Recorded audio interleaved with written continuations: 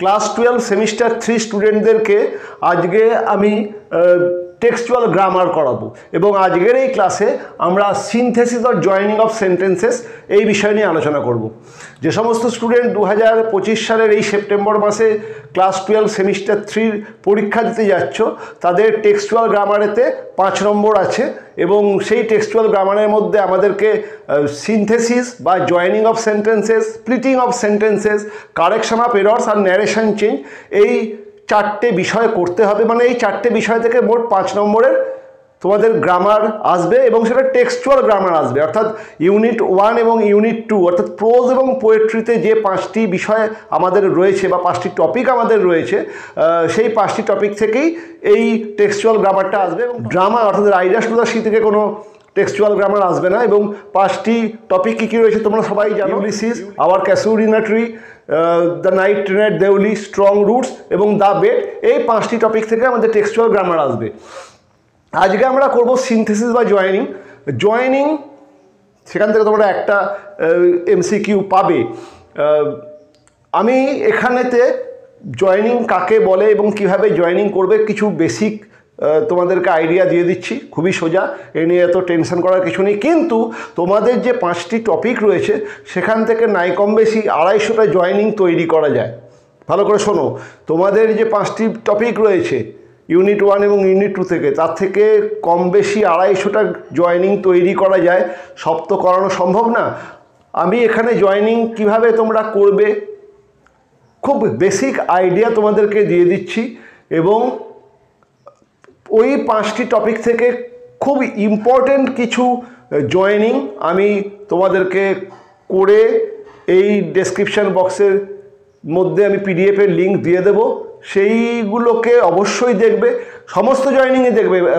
বাজারে যে সমস্ত বই বেরিয়েছে তাতে প্রচুর টেক্সচুয়াল গ্রামার দেওয়া আছে, সব ভালো ভালোই দেওয়া আছে। সেই সমস্ত বইয়ে যত গ্রামার যত প্র্যাকটিস করবে তত ভালো। কাজেই সেগুলোকে সেই সমস্ত বইয়ে সবথেকে বড় কথা ওই সমস্ত বইগুলোতে এমসিকিউ ধাঁচেরই করে দেওয়া আছে। মানে একটার এগেনস্টে 4টে করে অ্যান্সার করা আছে, তার মধ্যে যেটা রাইট হবে তোমরা সেটাকে চুজ করে সেখানে করতে পারবে। আমার পক্ষে তো অত লেখা সম্ভব না। আমি খুব ইম্পর্টেন্ট কিছু, যতটা কম সম্ভব খুব ইম্পর্টেন্ট কিছু লাইন সেখান থেকে আমি জয়েনিং করেছি এবং সেই জয়েনিংগুলো আমি পিডিএফ আকারে এই ডেসক্রিপশন বক্সের লিঙ্কে দিয়ে দেব। যা গ্রামারই করো, যা প্র্যাকটিসই করো, যে বই থেকেই পড়ো, যার কাছেই পড়ো, তারপরেও যেগুলো আমি দেবো অনেক কিছুই তোমরা কমন পেয়ে যাবে। মানে একাধিক বই করলে অনেক কিছু কমন পেয়েও যাবে। সেইগুলোকে অবশ্যই একবার দেখে যেও, ঠিক আছে?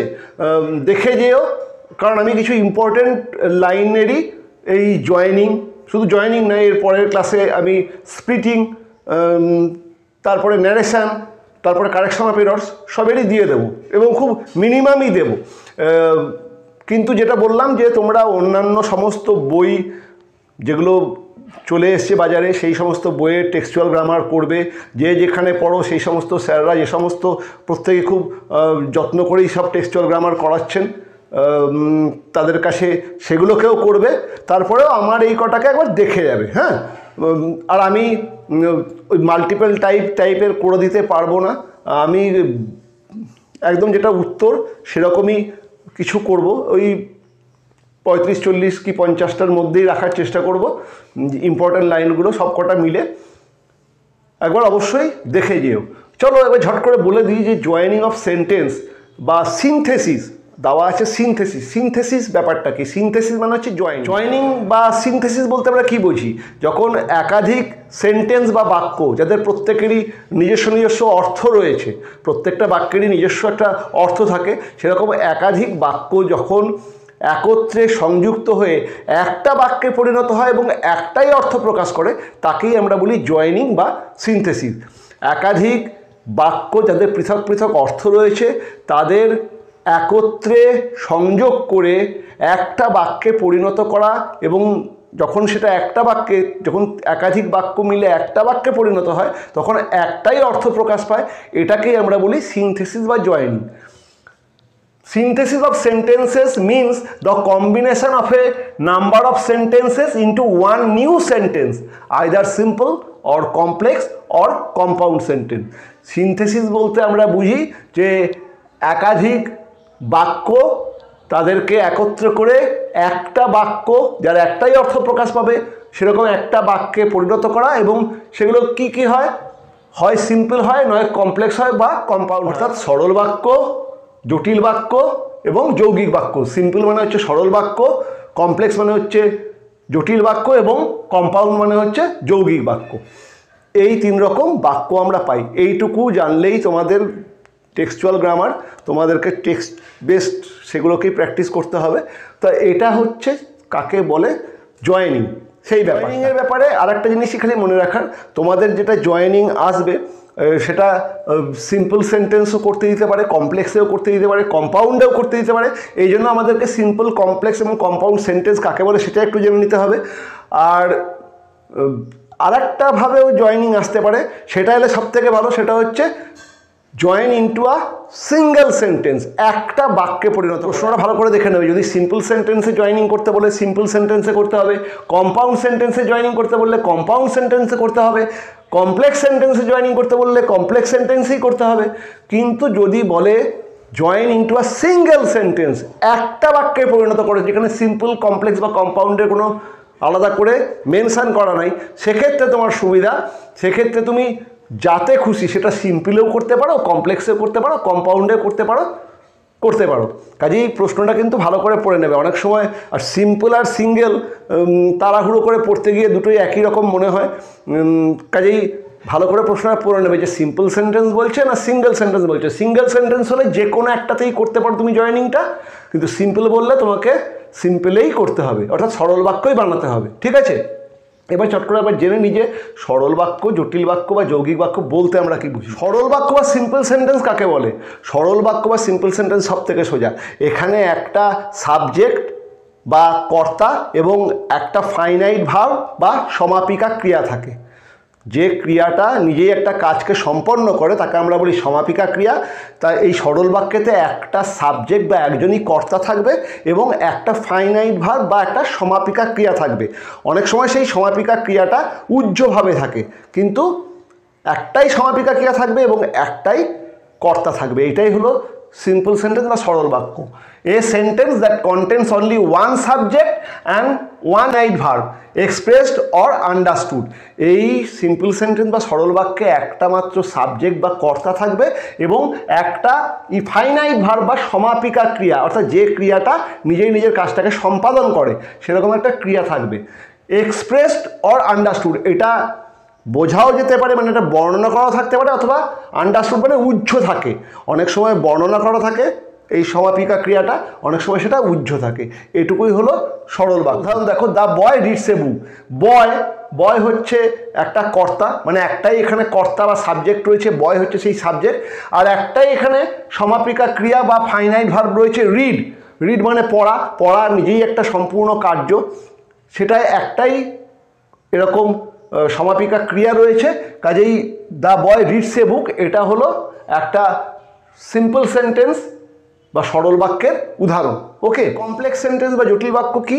এটা আরও সোজা, সরল বাক্যের তুলনায় জটিল বাক্য আরও সোজা। জটিল বাক্য বা কমপ্লেক্স সেন্টেন্সের মধ্যে একটা প্রিন্সিপাল ক্লজ এবং এক বা একাধিক সাবঅর্ডিনেট ক্লজ থাকে। It contains one principal clause and one or more subordinate clause or clauses. এই বাক্যেতে একটা প্রিন্সিপাল ক্লজ এবং এক বা একাধিক সাবঅর্ডিনেট ক্লজ থাকে। যেমন I know that he is honest. I know এটা একটা principal clause, that he is honest এটা একটা সাবঅর্ডিনেট ক্লজ। যখন একটা প্রিন্সিপাল ক্লজ এবং এক বা একাধিক সাবঅর্ডিনেট ক্লজ থাকে, সেটা মিলে যে বাক্যটা তৈরি হয় তাকে আমরা বলি কমপ্লেক্স সেন্টেন্স বা জটিল বাক্য। এবারে এখানে তোমাদের জানা দরকার যে ক্লজ কাকে বলে। যেহেতু বললাম একটা প্রিন্সিপাল ক্লজ এবং এক বা একাধিক সাবঅর্ডিনেট ক্লজ থাকে, এইটা জানা দরকার যে ক্লজ কাকে বলে। ক্লজ কাকে বলে সেটা আমি নিচে লিখে দিয়েছি। Clause is a group of words that contains a finite verb. Clause হলো একগুচ্ছ শব্দ যার মধ্যে একটা ফাইনাইট ভার্ব বা একটা সমাপিকা ক্রিয়া। এর সঙ্গে ফ্রেজটাও প্রায় কাছাকাছি, কিন্তু একটা জায়গায় পার্থক্য যে ফ্রেজটা আমি তার পাশে লিখে দিয়েছি, phrase is a group of words that does not contain a finite verb. ফ্রেজেতে কোনো ফাইনাইট ভার্ব বা সমাপিকা ক্রিয়া থাকে না, আর ক্লজেতে ফাইনাইট ভার্ব বা সমাপিকা ক্রিয়া থাকে। তা আমাদের এখানে যে এই কমপ্লেক্স সেন্টেন্স, সেখানে আমরা দেখছি একটা প্রিন্সিপাল ক্লজ এবং এক বা একাধিক সাবঅর্ডিনেট ক্লজ রয়েছে। ক্লজের ব্যাপারে আরেকটা বলে রাখি, ক্লজ 3 রকমের হয়। একটা হচ্ছে, দেখো তাও লিখে দিচ্ছি, প্রিন্সিপাল ক্লজ, সাবঅর্ডিনেট ক্লজ এবং coordinate clause. Principal clause, subordinate clause আর কোঅর্ডিনেট ক্লজ, এই হলো ক্লজের 3টে ভাগ। যাই হোক, এরপরে চলে আসি কম্পাউন্ড সেন্টেন্স বা যৌগিক বাক্য। কম্পাউন্ড সেন্টেন্স কি? সব থেকে সোজা বোধ হয় কম্পাউন্ড সেন্টেন্স, সেটা আর কিছুই না।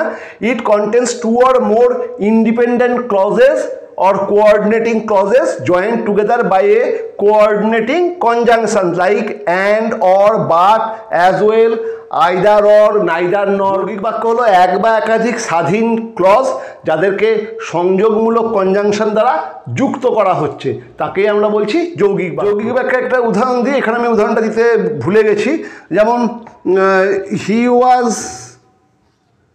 Late but he was not sorry. He was late, সে দেরি করেছে, এটা একটা independent clause. He was not sorry, সে দুঃখিত না, এটা একটা ইন্ডিপেন্ডেন্ট ক্লজ।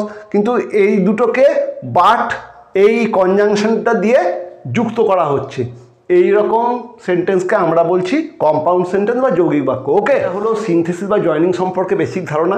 তোমরা সবাই জয়েনিং জানো, কারণ তোমরা মাধ্যমিক লেভেল পর্যন্ত সমস্ত ক্লাসেই জয়েনিং স্প্লিটিং করে এসছো, মানে 9, 10-তে করে এসছো। মাধ্যমিক পরীক্ষাতেও তোমাদের ছিল।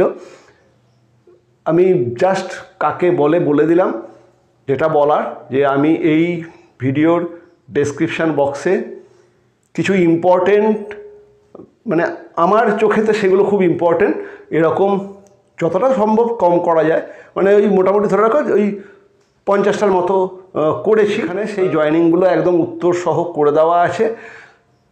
একাধিক বই থেকে দেখবে, যে সমস্ত টেস্ট পেপার বেরোবে বা যে সমস্ত কোশ্চেন ব্যাংক বেরোবে, সেগুলোকে প্র্যাকটিস করবে।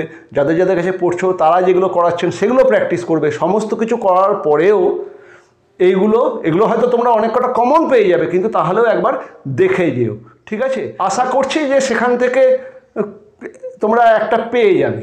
ওকে, একটাই তো থাকবে, ঠিক আছে? এটা হলো জয়েনিং অফ সেন্টেন্সেস বা সিনথেসিস অফ সেন্টেন্সেস।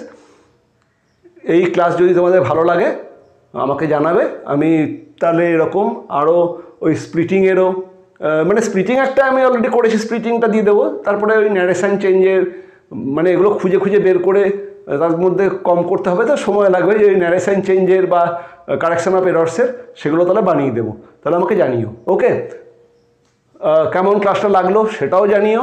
আর যারা যারা এখনও confident English with Partha sir এই এডুকেশন চ্যানেলটাকে সাবস্ক্রাইব করোনি, সাবস্ক্রাইব করে নিও।